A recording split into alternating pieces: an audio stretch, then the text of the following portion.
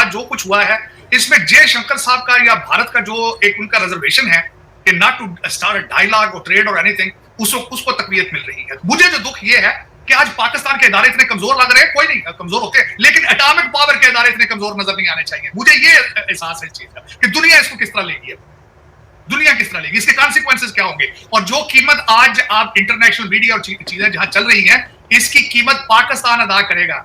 मैं दुख से ही कहता हूं कि आपने आज भारत में जो लोग आपके बारे में बात करते हैं, आपने उनको तकवीत दी है। You have certified it now कि देवर राइट। मैं उन चंद लोगों में से हूं जो हमेशा यह समझता है कि नेबरिंग कंट्रीज के साथ रिलेशनशिप ठीक होने चाहिए। आप ट्रेड की तरफ जाएं, आप डिजिटल पाकिस्तान बनाएं, आप इंग्लिश और मैथ पढ़ें। लेकिन मेरा ख्याल एक दीवाने का ख्वाब है, ये डे ड्रीमिंग है, एक फिक्शन है। आप लोगों ने दुनिया में प्रूव कर दिया है कि हम जंगल के लोग हैं, हम गारों में रहने वाले लोग हैं। हमारे साथ बात ना की जाए, हमें तरक्की की जरूरत नहीं है। और ये वो कौम है, मैं बार बार कहता हूं, जिनको ये कहते हैं हमने जिहाद करना है, अपना डीएनए पहले चेक करा लो। जब जिहाद की जरूरत थी तो आपने कभी जिहाद नहीं किया। फॉरेन इन्वेडर के सामने आप लेट जाने वाली कौम है। आज की जो वीडियोस चल रही है दुनिया के हर कैपिटल में, इसके बाद आप क्या करेंगे? आप किस मुंह से इंटरनेशनल दौरों पे जाएंगे? आप किस मुंह से आईएमएफ और वर्ल्ड बैंक से बातें करेंगे? किस मुंह से एशियन डेवलपमेंट बैंक के पास जाएंगे? किस मुंह से दोबारा आप जाके डॉक्टर जयशंकर के सामने खड़े हो? किस मुंह से आप भारत को कहेंगे हमारे साथ रिलेशनशिप ठीक करो? ये सर्कमस्टांसेस के बाद मैं तो कहता हूं इस वक्त सबसे बड़ी बात है, इस वक्त मॉरल रिस्पांसिबिलिटी बनती है उन इदारों की जिन्होंने ये तजर्बा किया था। खुदारा पाकिस्तान को बचाओ, अगर हो सकता है तो पाकिस्तान की बात करो, पाकिस्तान बचाओ। अब हालात ये आ चुके हैं, लेकिन इसमें मेरी मादरे मिल्लत जलील हो गई आज। चीमा साहब, सबसे पहले मैं सोचता हूं कि आज अगर कायदे आजम जिंदा होते तो वो क्या सोचते कि मैंने ये क्या किया है, ये क्या है, ये बोला क्या। दूसरा, जिंदा नहीं है तो कब्र में होंगे तो बेचारे करवटें बदल रहे होंगे कि ये क्या हो गया, ये क्या है, what kind of master I have created, क्या है। एक तो ये दुख वाली बात है। दूसरा, उसमें ये कहूंगा आज जो कुछ हुआ है इसमें जयशंकर साहब का या भारत का जो एक उनका रिजर्वेशन है कि नॉट टू स्टार्ट डायलॉग और ट्रेड और एनीथिंग, उसको तकवीत मिल रही है। तो उससे सिग्नल दुनिया को ये गया कि ये कंट्री हैज एटॉमिक एसेट्स। आपने दुनिया को ये तो प्रूव कर दिया है कि we are not non working nation, we are not workable country. अभी आज से 3 दिन पहले चाइना का फॉरेन मिनिस्टर आपकी मिन्नतें करके गया है यहाँ पे कि खुदारा कुछ रहम करो हमारे ऊपर, हमारे साथ इतना जुल्म ना करो। लेकिन यू हैव प्रूवन योरसेल्फ कि you are not worth talking. आज मेरा मुल्क जो है, मेरी मादरे मिल्लत मजीद आइसोलेशन में चली गई है। दूसरा सबसे बड़ा खतरा इस बात का जो आज मोदीज ने आपको कहा है कि आप आईएमएफ के लोन के बगैर बैंकरप्ट हो जाएंगे। और मेरा ख्याल है बैंकरप्ट तो आप पहले भी हो ही चुके हैं, लेकिन जून 30 को आपकी बहुत बड़ी किस्त आ रही है। 4.5 बिलियन आपके इस वक्त एसेट है और एक बहुत बड़ी किस्त आ रही है। उसके बाद अगर आईएमएफ आपका बाजू नहीं पकड़ता और सिर्फ एक ऑप्शन बचेगा वो चाइना का, लेकिन चाइना भी किस हद तक जाएगा, आपने उनको मजबूर कर दिया है। देखेगा ये मुल्क है, ये कायदे आजम ये बनाकर गया था। ये देखिए चीमा साहब, कुछ भी नया नहीं हुआ मेरी नजर में, क्योंकि मैंने तो वो नहीं देखा जब फातिमा जिन्ना को हराया गया था। मैंने तो वो नहीं देखा कि जब फातिमा जिन्ना को मर्डर किया गया था। लेकिन उनके भी वो सारे बांग्लादेश में जीती थी और यहाँ पे हर इलेक्शन पोलिंग में धांधली करके अयूब खान ने उनको हराया था। लेकिन मैंने जियाउल हक के बाद मार्शल के बाद कोड़े लगते देखे थे अपनी आंख। लेकिन ये है कि आज जो मुझे तकलीफ, मेरे लिए बायसे तकलीफ ये है कि दुनिया आपको क्या देख रही है। आपने परमानेंट, पहले दरवाजे बंद थे, अब दरवाजे सील कर रहे हैं। पहले दरवाजे बंद थे, ट्रेड के, नेगोशिएशन के, फॉरेन पॉलिसी के दरवाजे बंद थे। अब आप उन पे कील लगा के परमानेंट बंद कर रहे हैं आज आप। तो फिर उसके बाद क्या बनेगा? आप 40% इन्फ्लेशन रेट, श्रीलंका से भी आप आगे हैं। श्रीलंका में और आप में कोई फर्क नहीं रह चुका है। लेकिन ये कि आप दुनिया तरक्की, मैं दुख से ही कहता हूं कि आपने आज भारत में जो लोग आपके बारे में बात करते हैं, आपने उनको तकवीत दी है। You have certified it now कि देवर राइट। मैं उन चंद लोगों में से हूं जो हमेशा यह समझता है कि नेबरिंग कंट्रीज के साथ रिलेशनशिप ठीक होने चाहिए। आप ट्रेड की तरफ जाएं, आप डिजिटल पाकिस्तान बनाएं, आप इंग्लिश और मैथ पढ़ें। लेकिन मेरा ख्याल एक दीवाने का ख्वाब है, ये डे ड्रीमिंग है, एक फिक्शन है। आप लोगों ने दुनिया में प्रूव कर दिया है कि हम जंगल के लोग हैं, हम गारों में रहने वाले लोग हैं। हमारे साथ बात ना की जाए, हमें तरक्की की जरूरत नहीं है। और ये वो कौम है, मैं बार बार कहता हूं, जिनको ये कहते हैं हमने जिहाद करना है, अपना डीएनए पहले चेक करा लो। जब जिहाद की जरूरत थी तो आपने कभी जिहाद नहीं किया। फॉरेन इन्वेडर के सामने आप लेट जाने वाली कौमें हो, आप फॉरेन इन्वेडर्स के गले में हार डालने वाली कौम हो। आपको नहीं पता जिहाद क्या है, आपके डीएनए का हिस्सा नहीं है। अब तो जिनके लोगों का डीएनए जिहाद हिस्सा था, उन्होंने भी छोड़ दिया है। उन्होंने भी कल सऊदी अरेबिया ने, परसों की उनकी खबर चल रही थी कि उन्होंने गे, लेस्बियंस और ट्रांसजेंडर्स के लिए भी कंट्री खोल दिया है, बॉलीवुड के लिए भी खोल दिया है। उन्होंने यमन में भी अपने हालात बेहतर करने के तरीके शुरू कर दी है प्रोसेस। अब हमारे अफगान भाई जो हैं वो भी सीपैक का हिस्सा बन गए हैं। आज वो भी तरक्की की तरफ देखना शुरू हो चुके हैं। लेकिन आप कहते हैं नहीं, आप कहते हैं हमने काला बकरा इनकलाब लाना है, काला बकरा इनकलाब आ गया। मुझे जो दुख ये है कि आज पाकिस्तान के इदारे इतने कमजोर लग रहे हैं, कोई नहीं कमजोर होते, लेकिन एटॉमिक पावर के इदारे इतने कमजोर नजर नहीं आने चाहिए। मुझे ये एहसास है इस चीज का कि दुनिया इसको किस तरह लेगी, दुनिया किस तरह लेगी, इसके कॉन्सिक्वेंसेस क्या होंगे। और जो कीमत आज आप इंटरनेशनल मीडिया और चीजें जहां चल रही हैं, इसकी कीमत पाकिस्तान अदा करेगा। दर हकीकत पाकिस्तान के अंदर अफसोस के साथ आज मैं कहूंगा कि एस्टेब्लिशमेंट और एजेंसियों ने इतना अरसा पाकिस्तान चलाया है, अब पाकिस्तान को समझ ही नहीं आ रही कि उनके बगैर हम किस तरह चलेंगे। पाकिस्तान अब उनके बगैर चल ही नहीं सकता, चल ही नहीं सकता। इतना कुछ हो, इनको निकलने के लिए, एस्टेब्लिशमेंट को इस सिस्टम से निकलने के लिए भी 10 साल दरकार है अगर सोचा जाए। ये मैं ऐसे हैसियत पॉलिटिकल साइंस आपको बता रहा हूं, क्योंकि हर चीज तो मैनेज होती नहीं, हर चीज तो वो चलाते रहे। मुझे ये बताएं कि अब एक टाइम लगता है ना, एक ज़हनी तौर पे भी डाइजेस्ट करने में, सिस्टम को आगे चलने के लिए भी टाइम जाएगा। और सिविलियन सुप्रीमेसी की आप बात कर रहे हैं, सिविलियन सुप्रीमेसी, सिविलियंस को पहले ट्रेन तो करें ना कि किस तरह चलाना है अपने आप को। हर चीज, ये लंदन वासी लोग डुअल सिटीजन है, पहले उनसे जान छुड़ा लेना। पहले पाकिस्तानी को लीडर तो ढूंढ लेना। पहले ये भी तजर्बा किया गया था 2018 में सिविलियन सुप्रीमेसी का ड्रामा के दिखा के। आज इसका ड्रॉप सीन हो रहा है। बल्कि मैं सबसे बड़ी बात बताता हूँ, इस वक्त आज जो इंटरनेशनल मीडिया में खबरें दिखाई जा रही हैं, साथ ये भी बताया जा रहा है कि this man was hand picked in 2018।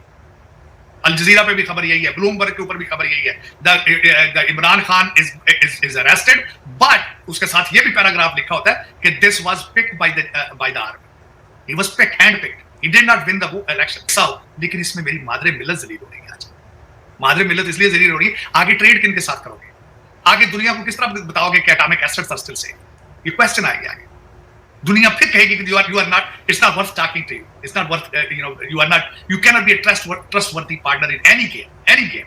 अभी परसों नया प्राइम मिनिस्टर चाइना के गया, वो आज क्या सोच रहे हैं, वो भी, बल्कि यहाँ पे तो ये भी रिएक्शन है, लोग ये भी बातें कर रहे हैं कि शायद ये उसके रिएक्शन में सारा कुछ हुआ है। वो सख्ती से लफ्ज इस्तेमाल करके गए हैं कि आप चीज फिक्स करो before we start looking into the CPEC और अदर प्रोजेक्ट्स। शायद ये उसी का रिएक्शन है। लेकिन उसमें मैं ये चाहता हूँ, जो मैं इसको कैलकुलेट कर रहा हूँ पिछले 3-4 दिनों से, दिस वाज खान साहब प्लान एज वेल। तो वो चाहते थे कि मैं डैडी की गोदी में चला जाऊं और शायद वहां से कोई बात अंदर बन जाए। और होता इसी तरह ही है, देखें जब दो लोग लड़ते हैं तो उस वक्त क्या होता है, सुलह होती है। चंडा मारन तो बाद फिर टेबल पे बैठे, फिर कहते तेरे ज्यादा लग गई, कहते नहीं डैडी मैं तो तुहाडा ही तो बच्चा ना, मैं तुहाडे खिलाफ तो कभी गल ही नहीं की थी। बल्कि मुझे अभी याद आ गया, नवाज शरीफ ने जब बात की थी गुजरावाला जलसा में, तो खान साहब ने उसके बाद रिएक्शन क्या दिया, ये कहते थे तुम कौन हो जो बाजवा साहब के खिलाफ बातें कर रहे हो। बाजवा साहब तो कौम के बाप हैं, आर्मी चीफ बाप होता है, तो बाप के पास चला गया बच्चा अपना। आज तो मैं तो समझता हूँ कि कंग्रेचुलेशंस, कहते हैं कि he has gone to according to his plan, his plan is working। लेकिन पाकिस्तान चल रहा है, पाकिस्तान, लेकिन मैं समझता हूँ कि इक़्तिदार का इतना भी नशा नहीं होना चाहिए। वो खैर सुना है इसका नशा ही बहुत है, इक़्तिदार का पावर जिस टाँ टाँ करके गड्डियां अगे पीछे भजदियां ने ते डीआईजी ते आईजी सलूट मार देना ते नशे बड़ा ऐसा करता। वो आज फिर नशा आज चढ़ गया, सिर पे चढ़ गया। वरना मैं समझता हूँ कि कोई शरीफ आदमी इस तरह अपना मुल्क जो है अपने मकसद के लिए चलाता नहीं है। आज जो मनाजर देखे जा रहे हैं दुनिया में, अफसोसनाक है। जिस तरह मैंने शुरू यहाँ से किया था, कायदे आजम साहब हमारे लीडर जो है आज कब्र में करवटें बदल रहे होंगे। दूसरा, काले बकरों की गुंजाइश है रास्ते मदीना में, इल्म नजूम की गुंजाइश है रास्ते मदीना में, जिसके बायस उस्मान बुज़दार साहब को लाया गया था। कोई है गुंजाइश के कच्चा गोश्त जलाया जाए रास्ते मदीना के अंदर, है गुंजाइश इस तरह की? या फिर मैंने कोई गलत इस्लाम पढ़ा किसी तरीके से, नऊज़ुबिल्लाह, मुझे समझ नहीं आती कि ये कौन सा इस्लाम ये लेके आना चाहते हैं।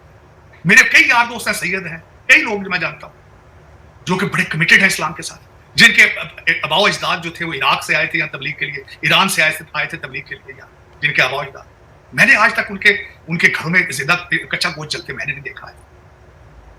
ये कच्चा गोश्त जलाना, दावा करना मेरे पास जन्नत है, मेरे साथ निकाह करो, वज़ीर आज़म बन जाओगे उसमें, मैंने आज तक ये मैं डाइजेस्ट नहीं कर पा रहा हूँ अच्छी मसा। और जब वो बंदा इस तरह का सामने पेश कर दिया जाता है जिंदा पीर बनाकर, तो फिर लोग कहते हैं कि तो गलती कर ही नहीं सकता ना, ये सब झूठे हैं, ये वीडियो भी गलत है, ये वीडियो भी कहते हैं ना बार बार। हमारे वो रियाज इमरान जैसे लोग कहते ये ऑडियो बच्चा बना लेता है हर चीज के साथ, ये ऑडियो गलत है, ये तो हमारे तो मुर्शिद पाक है, ये तो पाक है, ये तो पाक है, ये तो नौज बिल्ला गलती कर ही नहीं सकते ना, ये तो गलतियों से तो मुबर्रा है ये। तो फिर चीमा साहब जब ये अंदर हकीकत, इसको सच जो मुझे अफसोस है कि how this party became from political party to a मजहबी पार्टी टू रिलीजियस पार्टी। इन्होंने नया पाकिस्तान रियासत मदीना ही नहीं सिर्फ इन्होंने छोड़ा था, इन्होंने उसके बाद अमर बिन मारूफ है, अगले दिन जो मोहतरम निकलने लगते हैं बात करते हैं या कनाब दुबई है, फिर निकलो बाहर, जिहाद करो। अपना भांजा छुड़ा लिया, उसको 2 घंटे भी नहीं जेल में बैठने दिया, दूसरी माओ के बच्चे मरवा रहे हो तुम। किसी और की मां के बच्चे के लिए भी फोन करना था ना, नहीं छोड़ो उसको। चीमा साहब, ये इस तरह ये रियासत मदीना नहीं होती। रियासत मदीना के लिए आप मलक रियाज के सारे नहीं लेते। ये पता नहीं क्या है, मेरे समझ से बाहर है। मैं तो कहता हूं इस वक्त सबसे बड़ी बात है, इस वक्त मॉरल रिस्पॉन्सिबिलिटी बनती है उन इदारों की जिन्होंने ये तजर्बा किया था। खुदारा पाकिस्तान को बचाओ, बचाओ, अगर हो सकता है तो पाकिस्तान की बात करो, पाकिस्तान बचाओ। अब हालात ये आ चुके हैं कि आप एटॉमिक एसेट्स हैं और आपके जीएचक्यू के जो वहां पे जो अंदर नारे चल रहे हैं इस वक्त वाशिंगटन डीसी में दिखाए जा रहे हैं, बल्कि दुनिया के हर कैपिटल में देख रहे हैं। बचाओ पाकिस्तान अगर भाई बचा सकते हैं। लेकिन ये देखें कि ये जो एक मॉन्स्टर क्रिएट किया गया है उसकी तरबियत ही नहीं की गई कि तुमने डेमोक्रेसी पे बिलीव करना है या डेमोक्रेटिक वीडियो, क्योंकि वो पिछले दरवाजे से आया है। वो पिछले असेंबली में तो बैठा नहीं है, वो मर्जी की उसकी असेंबली होती है तो उसको कहता है मैं बैठूंगा, नहीं तो वो कहता नहीं। He has proven himself is a non-workable person. सियासत में कभी दरवाजे बंद नहीं किए जाते। सियासत में कहते हैं हमेशा नेगोशिएट की जाती है, कुछ दिया जाता है, कुछ लिया जाता है, मिडिल ग्राउंड पे आया जाता है, बुर्दबारी के साथ, वकार के साथ। ये जमहूरियत है। वो जिस असेंबली में उसकी मेजॉरिटी नहीं होती वो कहता है मैंने इसमें बैठना नहीं। ये किस किस्म की जमहूरियत है? ये किस किस्म का प्लान है इसके ज़हन में है?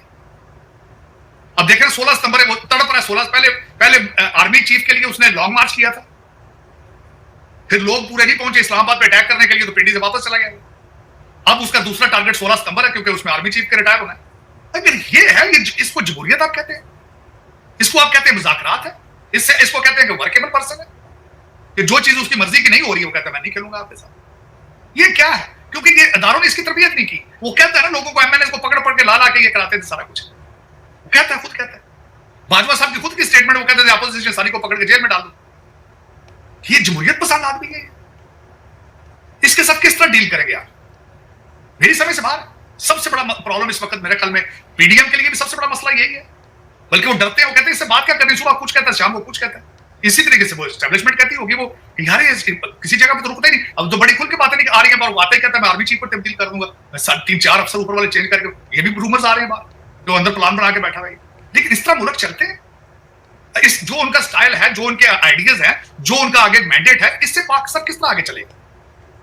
मैं तो समझ से बाहर है। इस वक्त ये भी इंप्रेशन ये क्रिएट कर रहे हैं कि अमेरिका हमारे साथ है, अंबेसडर साडे घर जाकर रोटी खाता है, अंबेसडर साडे हत्थां च ने, साडे उहदे खलीलजादे दे ओहदा पेट खराब है, ब्रैड शर्मा ने उन्होंने रोटी नहीं हजम हो रही है दिमाग तो बगैर। बात तो इंप्रेशन यही दे रहे। मेरी समझ से बाहर अमेरिकनों से अमेरिका तो चल नहीं रहा इस वक्त। वो आपका मुल्क किस तरह चलाएंगे? मैं तो इस वक्त मैं बता रहा हूं कि अमेरिका के अपने हालात बहुत पतले हैं, बहुत पतले हैं। वो पहले जून तक खुद रिपब्लिकन्स के साथ नेगोशिएट ना किया, उन्होंने नेगोशिएट ना किया तो वो बैंक्रप्सी में सर पे पहुंचे में नहीं, हुकूमत ही नहीं चल पाएगी। तो दूसरा कोई समझ से बाहर है इस वक्त क्या हो रहा है। लेकिन जो मैं जिस तरह भी कहा कि पहली दफा नहीं हुआ, पहले भी माजी में बड़ा बड़ा ब्लंडर हुआ इस मुल्क के अंदर। बड़े बड़े जूते पर मैं बताया नहीं, कोड़े खाते लोगों को मैंने खुद अपनी आंखों से देखा था, कोड़े मारे थे जिन्होंने आज चौक के शहर में मारे थे। लेकिन ये नहीं होता। लेकिन हालात अब ये है कि दुनिया देख रही है और आप बिल्कुल 4.5 बिलियन आपके फॉरेन रिजर्व है और ये किस्त आपने देनी है मेरा कल 2.5-3 बिलियन की आपने देनी है जून 30। और जो आज मोडीज की बात है अगर देखा जाए और उसके बाद आज की जो वीडियोस चल रही है दुनिया के हर कैपिटल में, इसके बाद आप क्या करेंगे? आप किस मुंह से इंटरनेशनल दौरों पे जाएंगे? आप किस मुंह से आईएमएफ और वर्ल्ड बैंक से बातें करेंगे? किस मुंह से एशियन डेवलपमेंट बैंक के पास जाएंगे? किस मुंह से दोबारा आप जाके डॉक्टर जयशंकर के सामने खड़े हो? किस मुंह से आप भारत को कहेंगे हमारे साथ रिलेशनशिप ठीक करो ये सर्कमस्टांसेस के बाद? क्या करेंगे आप? आपकी डिग्निटी कहां है आज? आपकी कहां है डिग्निटी आज किसी इदारे की? और पता नहीं घंटों, आप सोच नहीं रहे कि आज मैं लोकल खबरें यहां पढ़ रहा था, उनमें कहा जा रहा है कि घंटों के अंदर पाकिस्तान के फैसले हो रहे हैं। घंटों के अंदर 6 घंटे 4 घंटे इस तरह। अब दिन अब तो घंटों पे चल रही बात। लेकिन ये कि देखें चीमा साहब, दुआएं खैर ही हो सकती है, लेकिन ये कि मेरी सबसे ज्यादा दुआएं इस वक्त आपके इदारों के साथ। इस वक्त मैं I pray that they take the right decisions and wise decisions and good decisions for Pakistan. They are the only one left at the marketplace and to have those have ability to save. Otherwise, जो बच्चे हैं वो तो तेल लेकर माचिस लेकर। तो दोस्तों जैसा कि आपने क्लिप में देखा कि जयशंकर जी ने ना सही कहा था भाई, मतलब कि भाई ये जो दलाल मुल्क है ना, मतलब कि ये वॉर नहीं रुकवा सकता है भाई। मतलब कि ये पैसा पकड़ते हैं, अमेरिकन से पकड़ते हैं, ईरानियन से पकड़ते हैं और सऊदी अरेबिया से भी पकड़ते हैं, और जहाँ से इनको पैसा मिलता है वहीं दुम मिलाते हुए चलते जाते हैं आगे। ठीक है भाई साहब। और क्या बोलते हैं, मतलब कि जो ये मतलब कि JD वेंस आ गए थे, ठीक है भाई साहब, और सऊदी अरेबिया के क्या बोलते हैं फाइनेंस मिनिस्टर भी आ गए थे पाकिस्तान में, और ईरान की पूरी लीडरशिप भी आ गई थी। ठीक है भाई साहब। फिर भी भाई साहब मतलब फिर भी वॉर नहीं रुकवा पाए। मतलब कि भाई अब कह रहे हैं कि भाई पाकिस्तान विश्व गुरु बनते बनते रह गया। मतलब कि ये जो पाकिस्तान के मतलब बड़े बड़े लोग हैं ना, जो मतलब कि भाई साहब पॉलिसी बनाते हैं, कह रहे हैं कि पाकिस्तान विश्व गुरु बनते बनते रह गया, पाकिस्तान भारत से आगे निकलते निकलते रह गया, पाकिस्तान की इकनॉमी आगे बढ़ते बढ़ते रह गई, पाकिस्तान के अंदर फॉरेन इन्वेस्टमेंट्स आते आते रह गई। ठीक है भाई साहब, अमेरिका तो बहुत सारी इन्वेस्टमेंट करने जा रहा था पाकिस्तान के अंदर। ठीक है भाई साहब, वो भी रह गया। ठीक है भाई, और पाकिस्तान तो दूसरा कतर बनने वाला था, जैसे कतर करवाता है ना, क्या बोलते हैं, बातचीत डायलॉग वगैरह करवाता है देशों के बीच में, बड़े बड़े कॉन्फ्लिक्ट्स के बारे में उन्होंने करवाया है, मतलब कि अपने देश में बैठाकर। तो वैसे ही पाकिस्तान बनने वाला था दूसरा कतर। ठीक है भाई साहब, अगर ये डायलॉग सक्सेसफुल हो जाता और ईरान भी मान जाता सारी शर्तें, और अमेरिका भी मान जाता। ठीक है भाई साहब, लेकिन भाई क्या हुआ है भाई, इसराइल तो वहाँ पर ठुका, मतलब कि ठुकाई कर रहा है भाई लेबनान की। और क्या बोलते हैं पाकिस्तान, मतलब कि पाकिस्तान मतलब भाई साहब, इनको अगर चलो बना भी दिया, इन भिखारियों को अगर बना भी दिया है भाई, मीडिएटर का रोल दे भी दिया है, तो यार झूठ बोल रहे हैं, दुनिया से झूठ बोल रहे हैं कि भाई देखो हमने तो भाई वॉर रुकवा दी है। ठीक है भाई साहब, और इसमें ईरान, इसराइल, क्या बोलते हैं अमेरिका और लेबनान, सब में बातचीत हो गई है और सब जगह शांति हो गई है। बाद में पता चला भाई साहब इसराइल ठोक रहा है लेबनान को, बाद में पता चल रहा है लेबनान ठोक रहा है भाई साहब, क्या बोलते हैं इसराइल ठोक रहा है लेबनान को। और फिर ईरान कह रहा है कि भाई क्या बोलते हैं, पाकिस्तान ने तो बोला था कि भाई कि लेबनान भी शामिल है इस बातचीत में, तो फिर उसके बाद तो टुकाई क्यों हो रही है उनकी। तो भाई फिर अमेरिका बोलता है, फिर अमेरिका बोलता है कि भाई नहीं, कुछ गलतफहमी हुई है। ठीक है, वैसे लेबनान के बारे में तो नहीं हुई है बात ये वो, लेकिन फिर पाकिस्तान में उंगली उठाई जा रही है कि भाई पाकिस्तान ने ये बात कैसे कर दी कि लेबनान को इंक्लूड कर दिया जाए। मतलब कि भिखारियों पर ट्रस्ट करना ना, मतलब कि बिल्कुल ही मतलब कि घटिया बात हो गई है भाई, मतलब कि दलाल मुल्क भाई। जयशंकर जी ने एकदम सही कहा था, पाकिस्तानी खुद मतलब कि मान रहे हैं कि भाई साहब ये हमसे ब्लंडर हुआ है, मतलब कि हम खुद दलाल मुल्क हैं भाई, सब कहीं से पैसे पकड़ते हैं तो कहीं से पैसे पकड़ते हैं भाई, यही बात हो रही है। पाकिस्तानी खुद कह रहे हैं भाई, जिस तरीके से ब्लंडर कर रहे हैं ना पाकिस्तानी, मतलब कि समझ ही नहीं आ रहा। ठीक है भाई, मतलब कि भाई अमेरिका को मतलब इन्होंने बुला लिया, जेडी वेंस को बुला लिया भाई, जेडी वेंस को तो भाई आज से उन्होंने सूट बूट पहन के रिसीव करा, लेकिन भाई सऊदी अरेबिया के फाइनेंस मिनिस्टर को भाई वर्दी में रिसीव किया। तो भाई इससे पता क्या चलता है, उनको कह रहे हैं कि हम तुम्हारी रक्षा करेंगे, और जेडी वेंस के साथ में बूट पॉलिश करने के लिए रेडी हैं, ये सूट बूट पहन के बूट पॉलिश करने के लिए रेडी हैं। ठीक है भाई साहब, जेडी वेंस से। ठीक है भाई साहब, जेडी वेंस मतलब कि भाई जेडी वेंस तो आ गया, नहीं तो भाई साहब कोई मुल्क का कोई बड़े बड़े बंदे तो आने का राजी नहीं है, सऊदी अरेबिया और ये छोटे मोटे, मतलब कि सऊदी अरेबिया और कोई दूसरे इस्लामी मुल्कों के द्वारा के अलावा तो भाई कोई और आने को राजी नहीं है पाकिस्तान में। सिक्योरिटी की हालात बना रखे पाकिस्तान ने, और पाकिस्तान विश्व गुरु बनते बनते रह गया भाई। मतलब कि भाई एक तरफ तो अफगानिस्तान को ठोक रहा है, ठीक है भाई, सब दिन रात ठुकाई चल रही है, और दूसरी तरफ भाई भारत ने क्या बोलते हैं अपना ऑपरेशन सिंदूर भाई स्टैंड बाय पर रख रखा है, और ठीक है भाई वहाँ से ठुकाई अलग होती है, और भाई क्या बोलते हैं और उसके बाद भाई सब ये बात करते हैं कि भाई हम विश्वगुरु बनते बनते रह गए। मतलब कि विश्वगुरु बनोगे भिखारी, पहले अपना स्टैंडर्ड ऑफ लिविंग तो सही कर लो।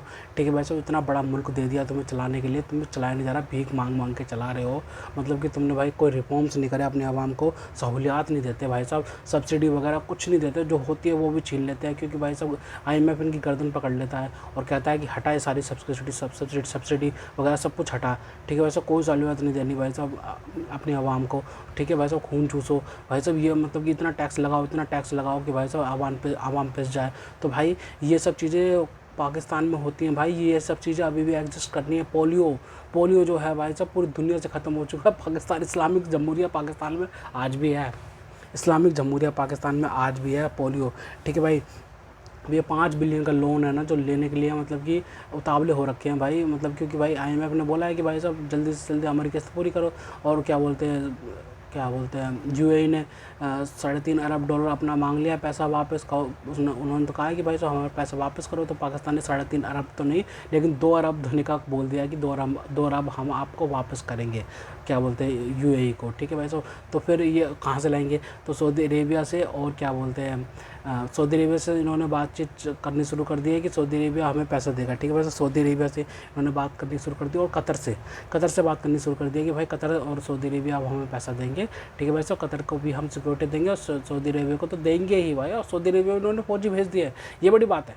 सऊदी अरेबिया में इन्होंने फौजी भेज दिया, क्योंकि भाई साहब जो क्या बोलते हैं सऊदी अरेबिया के फाइनेंस मिनिस्टर कुछ पैसे वैसे लेके आए उनके साथ में, ठीक है भाई साहब, कोई डील होगी, ठीक है भाई साहब। और पैसे वैसे ट्रांसफ़र कर दिए होंगे इनके में भाई 20-30 बिलियन के, जब तक इनको भाई मोटी रकम ना मिली हो ना, तब तक ये भाई अपने फौजी नहीं भेज सकते। पता चल रहा है कि भाई साहब 17,000 के करीब इन्होंने फौजी भेजे हैं सऊदी अरेबिया में सुरक्षा करने के लिए, फौजी भेजे हैं, ठीक है भाई साहब। यार तुमने फौजी भेजे यार, तुम इक्विपमेंट भेज देते अपना, कुछ एयर डिफेंस भी सिस्टम भेजते, कुछ वो भेजते, तुम भाई फौजी भेज रहे हो यार। ये ऑन ग्राउंड थोड़ी चल रही है वो, ये तो भाई सो एयरफोर्स से चल रही है, ठीक है भाई सो मिसाइलें दागी जा रही है तो मिसाइलें वगैरह भेजते ना। तुमने फौजी भेज दिए, बूट ऑन ग्राउंड कर दिया, मतलब कि फौजी कैसे लड़ेंगे, फौजी पकड़ेंगे क्या उन मिसाइलों को यार समझ ही नहीं आता भाई। मतलब कि कुछ एयर डिफेंस सिस्टम वगैरह भेजते हैं, कुछ एरोप्लेन्स वगैरह भेजते हैं, फाइटर जेट्स वगैरह भेजते हैं, पायलट्स वगैरह भेजते हैं, तो जाते भाई साहब जो मतलब कि रिटेलिएट कर सकते थे भाई। मतलब कि भाई समझ ही नहीं आता भाई क्या ऐसे कैसे क्या करते हैं भाई, ठीक है भाई। सऊदी अरेबिया से भी पैसे मांग रहे हैं आप, ठीक है भाई। और नेतन्याहू तो भाई साफ कह दिया कि भाई देखो भाई मैं तो भाई अटैक करता रहूँगा, तुम्हें चाहे जो करना हो करो या मत करो। नेतन्याहू का तो भाई सीधा सीधा टारगेट है ईरान का, ठीक है भाई। तो अब ईरान में थोड़े हमले कम हो गए हैं इसराइल की तरफ से, लेकिन भाई लेबनान पे चढ़ गया है भाई, क्योंकि भाई साहब वहाँ पे हिजबुल्ला है भाई साहब, वहाँ पे हिजबुल्ला को समर्थन दे रखा है भाई लेबनान ने भाई। समझ नहीं आता यार ऐसे देश क्यों, मतलब कि ऐसे संगठनों को मतलब कि क्या बोलते हैं संरक्षण देते हैं कि भाई कि उस देश का नाम भी ख़राब हो रहा है। लेबनान का कितना नाम ख़राब हो सका, जैसे यमन का ख़राब हो चुका है, ठीक है भाई साहब। यमन के हुतीज़ जो है भाई साहब वो भी इसराइल पर अटैक करते हैं, ठीक है भाई साहब। यमन के हुतीज़ में भाई साहब कितना बड़ा कब्जा कर रखा है पूरे देश पे, ठीक है भाई साहब। और क्या बोलते हैं ये लेबनान पे कब्जा कर रखा है हिजबुल्लाह ने, ठीक है भाई साहब। तो भाई सारे के सारे इसराइल पे चढ़ते हैं भाई, सब के सब इसराइल पे चढ़ते हैं, ईरान भी इसराइल पे चढ़ता है, ये यमन के हुतीज़ भी क्या बोलते हैं इसराइल पे चढ़ते हैं, और क्या बोलते हैं और लेबनान के हिजबुल्लाह भी चढ़ते हैं। तो भाई मतलब कि इसराइल क्या करे, मतलब कि कितनों से लड़े भाई, 56 इस्लामिक कंट्रीज़ हैं और ये एक अकेला इसराइल है भाई साहब। मतलब जीने दो ना यार, जीने दो यार इनको भी भाई, मतलब ये भी तो जीना चाहते हैं ना भाई साहब। जैसे तुम आराम से रहते हो अपनी 56 कंट्रीज़ में मस्त तरीके से, ठीक है भाई साहब। ना तुम्हें इलेक्शन लड़ने का झंझट है, ना कुछ चीज़ का झंझट है, मस्त मौज की ज़िंदगी है, तेल ही तेल है।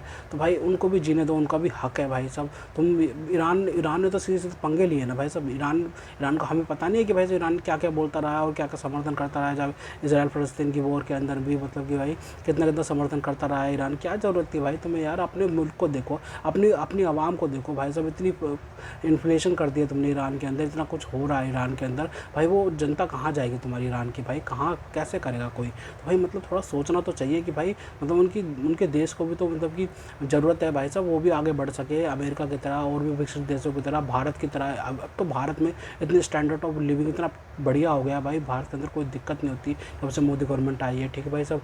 मतलब कि भाई साहब स्टैंडर्ड ऑफ लिविंग भी बढ़ा है, एजुकेशन लेवल का स्तर भी बढ़ा है, ठीक है भाई साहब।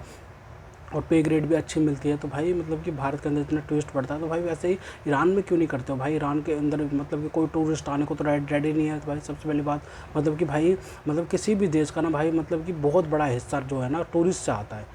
बहुत बड़ी बड़ी कंट्रीज़ जो होती हैं वो टूरिस्ट पे जिंदा है, ठीक है भाई साहब। जैसे भाई साहब क्या बोलते हैं श्रीलंका में भाई आधी इकनॉमी उनकी भाई साहब चलती है टूरिस्ट से चलती है, वैसे ही नेपाल में भी आधी इकनॉमी उनकी टूरिस्ट से चलती है, ठीक है भाई साहब। मालदीव की तो 90% चलती है। तो भाई ऐसे ऐसे देश होते हैं भाई, ईरान भी तो है भाई साहब। ईरान में भी तो इतनी मतलब इतना नुकसान उठाते हैं भाई साहब, पता नहीं किस बात के किंग बनने के चक्कर में रहते हैं भाई साहब, किस बात के किंग, मतलब कि किस बात। वो दौर चला गया राजा महाराजाओं का, अब है डेमोक्रेसी।